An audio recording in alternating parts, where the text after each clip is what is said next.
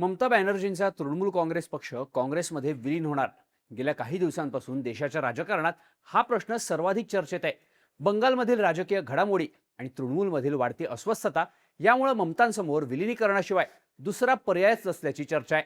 पण यासोबतच महाराष्ट्रात सुद्धा एक प्रश्न विचारला जाऊ लागला. जर ममता बॅनर्जी काँग्रेसमध्ये गेल्या तर शरद पवारांची राष्ट्रवादी सुद्धा भविष्यात काँग्रेसमध्ये विलीन होऊ शकते का? या प्रश्नांमागच्या चर्चांना आणखी हवा मिळाली ती काँग्रेसचे नेते नाना पटोले यांच्या विधानामुळे. राष्ट्रवादी काँग्रेसमध्ये विलीन करण्याचा प्रस्ताव शरद पवारांना याआधीच देण्यात आलाय. भाजपला रोखण्यासाठी देशपातळीवर सेक्युलर आघाडी उभी करण्याच्या दृष्टीनं राष्ट्रवादी आणि तृणमूल काँग्रेसमध्ये विलीन होण्याच्या मानसिकतेत आहेत, असं पटोले म्हणाले. आता राष्ट्रवादी काँग्रेसच्या नेत्यांनी असा कोणताही प्रस्ताव नसल्याचं सांगितलंय. पण तरीही शरद पवार काँग्रेसमध्ये विलीन होण्याच्या चर्चा नेमक्या का होत आहेत, त्यामागची राजकीय गणित काय, काँग्रेस आणि पवारांसाठी हा पर्याय कसा फायदेशीर ठरू शकतो, समजून घेऊया त्या व्हिडिओमधून. नमस्कार, मी शार्दूल आणि तुम्ही बघताय बोल व्हिडिओ. सगळ्यात आधी विलिनीकरणाच्या चर्चांबद्दल कोण काय बोललं ते बघूयात. 2 दिवसांपूर्वी ठाकरेंचे खासदार संजय राऊत यांनी एक महत्त्वाचं विधान केलं.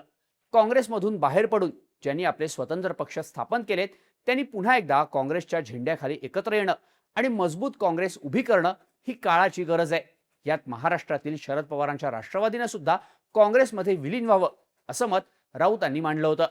अशातच शुक्रवारी काँग्रेस हायकमांडनं महाराष्ट्रातील काँग्रेसचे प्रदेशाध्यक्ष हर्षवर्धन सपकाळ आणि माजी प्रदेशाध्यक्ष नाना पटोले यांना तातडीनं दिल्लीत बोलावून घेतलं. दिल्लीला जाताना पटोले माध्यमांशी बोलताना म्हणाले, राष्ट्रवादीच्या विलिनीकरणाचा प्रस्ताव पवार साहेबांना आधीच देण्यात आला होता.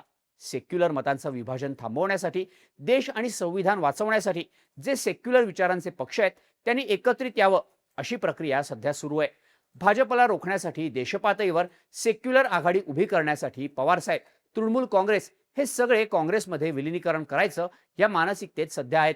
राहुल गांधी, मल्लिकार्जुन खरगे, सोनिया गांधी या सगळ्यांकडून या संदर्भात विचारमंथन सुरू आहे असं पटोलेंनी सांगितलं. पटोलेंच्या या विधानानंतर काँग्रेसमध्ये विलीन होण्याच्या कोणत्याही प्रस्तावावर शरद पवारांची आमच्यासोबत चर्चा झालेली नाही, त्यामुळे समोर आलेल्या बातमीमध्ये तथ्य नाही असं म्हणत शरद पवार गटाचे प्रदेशाध्यक्ष शशिकांत शिंदेंनी विलिनीकरणाच्या चर्चा फेटाळल्या.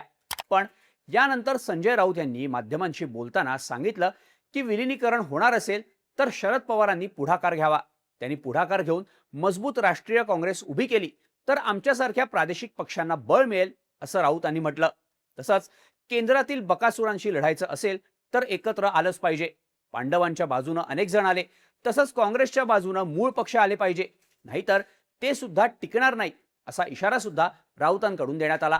आता राष्ट्रवादी काँग्रेसमध्ये विलीन होण्याच्या चर्चांमध्ये किती तथ्य आहे हे आगामी काळात कळेल. पण शरद पवार काँग्रेसमध्ये विलीन होण्याची शक्यता का व्यक्त केली जाते ते बघूयात. त्याचं पहिलं कारण म्हणजे भाजप विरोधी मतांचं ध्रुवीकरण. शरद पवारांचा विचार केला तर जेव्हा जेव्हा काँग्रेस कमकुवत झाली तेव्हा शरद पवारांनी काँग्रेसमधून बाहेर पडत वेगळा निर्णय घेतल्याचं दिसून येतं. मग आधी पुलतचा प्रयोग त्यांनी केला, पण इंदिरा गांधींच्या मृत्यूनंतर जेव्हा विक्रमी बहुमतानं राजीव गांधींच्या नेतृत्वातील काँग्रेसनं सत्ता स्थापन केली तेव्हा शरद पवारांनी आपला समाजवादी काँग्रेस पक्ष पुन्हा एकदा काँग्रेसमध्ये विलीन केला. पण 1999 मध्ये सोनिया गांधींचं नेतृत्व नाकारत त्यांनी आपला राष्ट्रवादी काँग्रेस पक्ष स्थापन केला. पण लगेचच भाजप शिवसेनेला रोखण्यासाठी त्यांनी पुन्हा एकदा काँग्रेसला पाठिंबा देण्याची भूमिका घेतली. म्हणजेच शरद पवारांच्या राजकारणात काँग्रेसपासून वेगळं होणं आणि पुन्हा काँग्रेससोबत जाणं ही काही नवीन गोष्ट नाही. पण काँग्रेसमधून वेगळे होऊन शरद पवारांनी आजवर आपलं एक स्वतंत्र अस्तित्व सिद्ध केलं. राष्ट्रवादी काँग्रेसनं आजवर राज्याच्या विधानसभा निवडणुकीत आपलं 50 ते 55 आमदारांचं संख्याबळ कायम ठेवत राज्याच्या राजकारणात नेहमीच किंगमेकरची भूमिका कायम ठेवली. पण अजित पवारांच्या नेतृत्वात राष्ट्रवादी काँग्रेसमध्ये फूट पडल्यानंतर राष्ट्रवादीची ही ताकद विभागली गेली आहे. सध्या शरद पवारांच्या राष्ट्रवादीकडे 8 खासदार आणि 10 आमदार इतकंच संख्याबळ उरलंय. एकीकडे भाजप राज्यात स्वबळावर मोठा होत असताना आपली राजकीय ताकद वाढवणं शरद पवारांसाठी महत्वाचं होतं. त्यामुळेच दोन्ही राष्ट्रवादींच्या विलिनीकरणाच्या चर्चा झाल्या होत्या.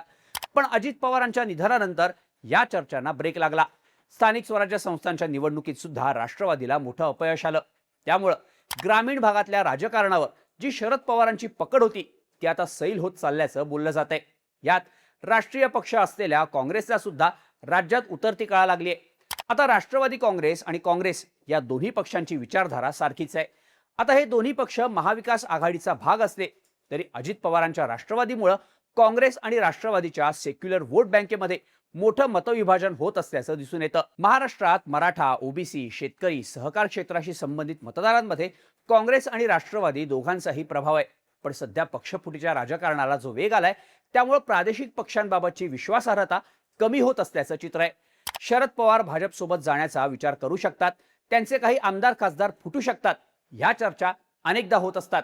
त्यामुळं मुख्यधारेतल्या पक्षात राहून विश्वासार्हता टिकवणं, विरोधी मतांची मोठ भक्कम करणं, यासाठी शरद पवार राष्ट्रवादी काँग्रेसमध्ये विलीन करू शकतात अशा चर्चा होत आहेत. शरद पवार काँग्रेसमध्ये विलीन होऊ शकतात असं म्हणण्याचं दुसरं कारण म्हणजे राजकीय भविष्य टिकवणं.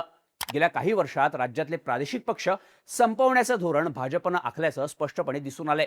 जिथे पक्षात फूट पाडणं शक्य आहे तिथे पक्ष फोडून किंवा प्रादेशिक पक्षातल्याच नाराजांना थेट भाजपमध्ये प्रवेश देऊन भाजप संपूर्ण देशात आपलं वर्चस्व निर्माण करत असल्याचं दिसतं. ममता बॅनर्जींच्या विरोधात त्यांचेच एकेकाळचे विश्वासू असलेल्या सुवेंदू अधिकारी यांना ताकद देऊन त्यांच्याच विरोधात उभं करणं हे भाजपच्या या खेळीचं उत्तम उदाहरण मानलं जातं. त्यामुळेच देशात फक्त 2 राष्ट्रीय पक्षांमध्ये संघर्ष होत असून भाजपच्या आक्रमक राजकारणासमोर प्रादेशिक पक्षांना आपलं अस्तित्व राखणं कठीण झालंय. त्यातच सध्या शरद पवारांचा राष्ट्रवादी पक्ष हा नेतृत्वाच्या स्थित्यंतरातून जात असल्याचं दिसतं. अजित पवारांच्या निधनानंतर राष्ट्रवादीच्या विलिनीकरणाच्या चर्चा फिसकटणं आणि मुख्य म्हणजे अजित पवारांसारखं राज्य आणि राष्ट्रीय अशा दोन्ही पातळ्यांवरचं खंबीर नेतृत्व पक्षात नसणं हा शरद पवारांच्या राष्ट्रवादी समोरचा मोठा पेच असल्याचं दिसून येतं. सुप्रिया सुळेंना नेतृत्व दिलं तरी मास लीडर ही त्यांची इमेज नसल्यामुळं त्यांच्या नेतृत्वात शरद पवार गट भाजपशी 2 हात करू शकेल का, ह्या चर्चा वारंवार होत असतात. त्यातच जयंत पाटील विरुद्ध रोहित पवार यांच्यात नेतृत्वावरून असलेला सुप्त संघर्ष अनेकदा समोर आलाय. त्यामुळं लॉंग टर्म राजकारणात सर्व्हाइव्ह करायचं असेल तर पक्षात नेतृत्व बदल करण्यापेक्षा काँग्रेसमध्ये विलीन होऊन राष्ट्रीय राजकारणात आपली भूमिका मोठी करण्याचा विचार शरद पवार करू शकतात. असं झालं तर आगामी काळात राष्ट्रीय पातळीवरच्या नेत्या म्हणून सुप्रिया सुळेंचं नेतृत्व पुढे आणणं शरद पवारांसाठी जास्त सोपं आणि सोयीचं होऊ शकतं असंच म्हटलं जात आहे. आता शरद पवारांचं काँग्रेसमध्ये विलीन होणं हे काँग्रेससाठी सुद्धा फायद्याचंच आहे. सध्या राज्यातील काँग्रेस कमकुवत झाली आहे. काँग्रेस एकहाती चालवू शकेल असा कोणताही मोठा नेता सध्या राज्यात काँग्रेसकडे नाही. प्रदेशाध्यक्ष हर्षवर्धन सपकाळ यांच्याबाबत पक्षांतर्गत नाराजीचा सूर जास्त आहे. नाना पटोले, विजय वडेट्टीवार अशा नेत्यांना विदर्भाच्या बाहेर आपला प्रभाव पाडता आलेला नाही. सध्या काँग्रेस स्थानिक नेत्यांच्या ताकदीवर ठराविक पॉकेट्समध्येच आपलं अस्तित्व टिकवून आहे. त्यामुळं महाराष्ट्र व्यापून टाकेल अशा चेहऱ्याची काँग्रेसला सुद्धा गरज आहे. पश्चिम महाराष्ट्रातील सहकार क्षेत्र, साखर कारखाने, जिल्हा बँका आणि ग्रामीण नेतृत्वावर शरद पवारांचा प्रभाव अजूनही काँग्रेसपेक्षा जास्तच मानला जातो. विलिनीकरण झाल्यास काँग्रेसला त्यांच्या या नेटवर्कचा नक्कीच फायदा होऊ शकतो. त्यात काँग्रेसच्या हक्काच्या वोट बँकेची स्पेस सध्या MIM, सपा, उद्धव ठाकरेंची शिवसेना असे पक्ष राज्यात घेताना दिसत आहेत.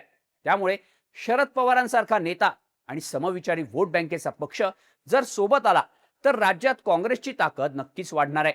काँग्रेसच्या याच गरजेचा वापर करून शरद पवार राज्याच्या राजकारणाची सूत्र आपल्या हाती घेऊ शकतात आणि विरोधी राजकारणाची स्पेस व्यापू शकतात अशाही चर्चा होत आहेत. पण राष्ट्रवादी काँग्रेसमध्ये विलीन करण्याला काही मोठ्या अडचणी सुद्धा आहेत. जर असं झालं तर राष्ट्रवादी काँग्रेसमधून पवारांच्या पक्षाचं असलेलं स्वतंत्र अस्तित्वच संपुष्टात येऊ शकतं. मुळात या निर्णयामुळे सध्या सुनेत्रा पवारांच्या नेतृत्वात असलेली राष्ट्रवादीच खरी राष्ट्रवादी असल्यावर शिक्कामोर्तब होईल.